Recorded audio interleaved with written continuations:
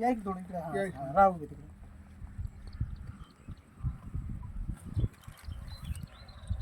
नमस्ते, मी विशाल जोगदंड. कर्जत तालुक्यामध्ये जे काही लीलाबाई प्रकाश भवाळ यांच्यावर जे अन्याय झाला त्याच्यामध्ये पीडित कुटुंबासाठी आम्ही सर्व लवजी शक्ती सेना नगर जिल्हा व महाराष्ट्र राज्याच्या वतीने आम्ही सर्व लवसैनिक इथं पाहण्यासाठी आलो.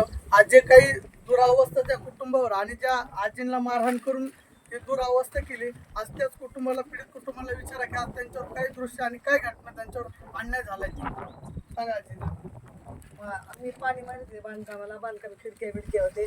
ती मुलगंती बाय आली अशी चोरट्यासारखी गप्पा गप्पा खिडक्या पाडल्या आणि मला लगेच धरून खाली पाडलं. मला तर काय मी ठाणा बोंबलं ते मोठ्या मोठ्याने आजले. मला काय पण माझा बीपी वाढला आणि माझं एवढं मोटर हे असं पाडलं मला काय सुद्धा बेसुदी पडे याच्यात, बेसुदी पडे मी याच्यात. माझा आवाज सुद्धा बंद झाला आणि मला मग छातीवर बसून 2-3 जणांनी छातीवर बसून इथं मला आतमध्ये पाडलं. असं पाडलं मला उचलून द्यायला. ते बाजूची लोक होते ते आले, मला नाव पण सांगता येईना. त्यांनी मला उठवाय सोडवाय आले तर त्यांना पण त्यांनी हे केलं, का सोडवाय तुम्ही का मदतीला आले म्हणून. मला असं केलं. सगळं माझं इथं चोरी गेलंय. मोटर गेली, दरवाजा खिडक्या गेल्या, दरवाजा एक राहिलाय, सगळं नेलं इथून त्यांनी. बांधकाम अख्खं पाडे, बांधकाम हे साईडचं बांधकाम अख्खं, वीट बीट सिमेंट अख्खं गेलं. मला तो आता मला काय करू मी अशी बोंबलत होते, ठाणा बोंबलत होते. आणि गळ्यात होता, गळ्यातलं सुद्धा मला सूट नाही.